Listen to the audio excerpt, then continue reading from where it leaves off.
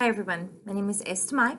I am a psychic reader and spiritual counselor, and today I want to talk about a very difficult but a very important topic. I want to talk specifically about relationships. And more to the point, I want to talk about when to hold them and when to fold them. When should you hold on? When should you fix it? And when should you cut bait and let go? There are a couple of situations where you should always cut bait. I'm Southerner. Cut bait means like cutting the bait off the end of your line and going away. Okay? There are some situations where you always need to do that. Any physical abuse, no matter how slight, no matter how much you provoked it, no matter how much you deserved it, no matter how minor it may have been. Any time a partner lays their hands on you or threatens to lay their hands on you in anger when you haven't asked for it, and like verbally asked for it, like a BDSM or a king thing, go.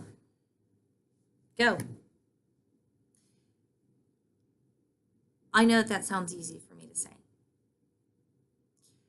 I know that people make mistakes. And I know that you probably really love the person that you're with. You wouldn't be with them. But people fall into patterns of behavior, patterns with certain people.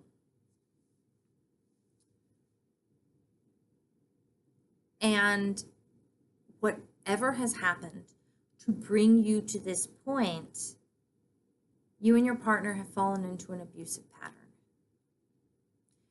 They need help. You need help. And the two of you need to get help separately. Because neither one of you can heal while the abuse is still going on. And I'm referring to you, and I'm also referring to your partner. He needs to heal.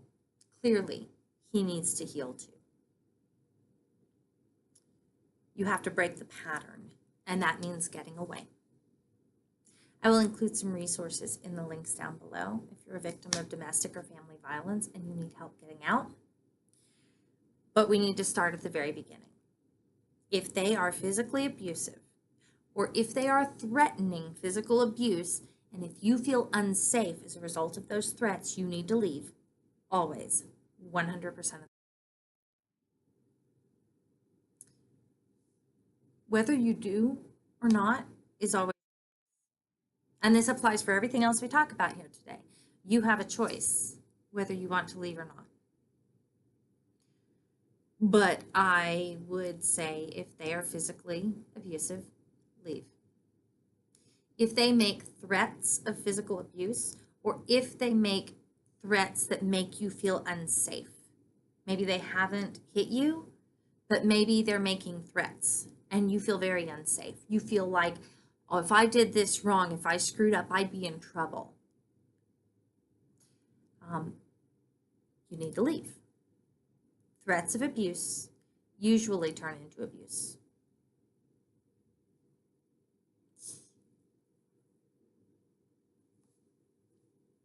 Then we get into areas that are a little bit more fuzzy. Let's talk about sexual abuse for a minute. Sexual abuse on its surface is very clear. If they do something to you that you did not consent to, it is sexual assault. It's not your fault. Even if you froze and they misunderstood, it's not your fault. People think that in a frightening situation, we do fight or flight, but we actually do fight, flight, or freeze. And some of us, especially if we are victims of prior assault, especially victims of prior sexual trauma, when we encounter something that is really scary, we're going to freeze. They may not recognize it as a freeze. They may think that we are being compliant or that we're still into it. And so, yeah, I get it. Maybe they misunderstood. Maybe they got the wrong message. Maybe because you froze, you feel like you weren't clear enough in communicating your wishes. I get it. But if they are not getting active, ongoing, affirmative consent from you, then they are committing sexual assault. If you honestly believe that this was misunderstanding and that they didn't understand, then you might try counseling. But if they understood and you know that they understood and they continued to push, either verbally or physically, that's sexual assault. If they won't respect your boundaries in one area, they won't respect your boundaries anywhere else. So to make this very simple, this isn't about sexual assault or anything else. It's about boundaries. When you set a boundary and they don't respect it, that is abusive, and that is a good reason to leave. Now, the next category that we get into is verbal, emotional, and mental abuse. This one can be really hard because a lot of times it's a question of he said, she said. Is he actually gaslighting you, or do you just have a really bad memory? I have a legitimately terrible memory. But that doesn't mean that maybe I'm not being gaslit. If you feel afraid for any reason, you need to listen to your intuition, because your intuition was given to you for a reason, and that reason is to keep you safe. If you feel afraid, if they make you feel afraid, leave.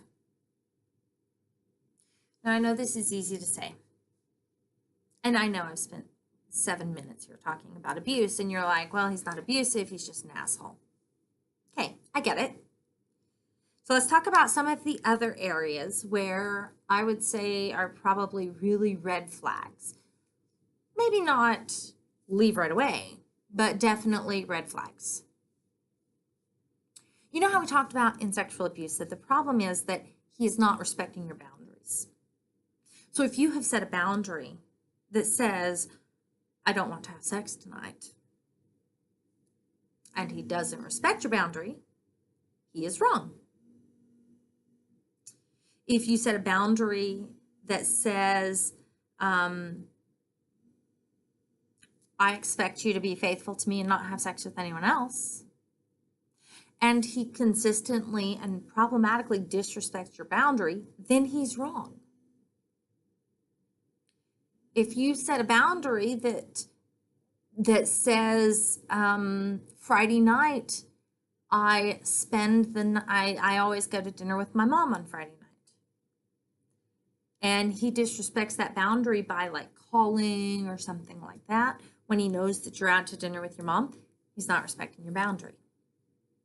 So whatever boundaries that you have established, that you have clearly communicated, remember my last one, we talked about expectations, right? So whatever boundaries that you have clearly communicated, if they have a habit and a pattern of disrespecting your boundaries in one area, they will disrespect your boundaries in other areas. If they cannot respect your boundaries, it means they don't respect you. And if they're not going to respect you, they are not worthy of you.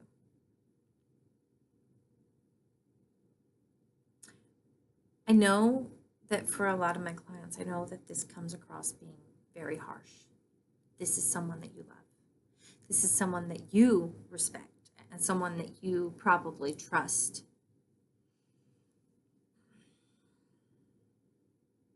But you deserve better.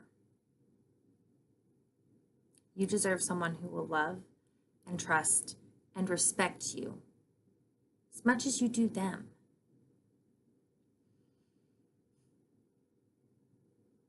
I feel like this video is going to be preaching to the choir, preaching to the converted, because I feel like for those of you who are stuck in relationships that are not very healthy, you don't want to hear this anyways.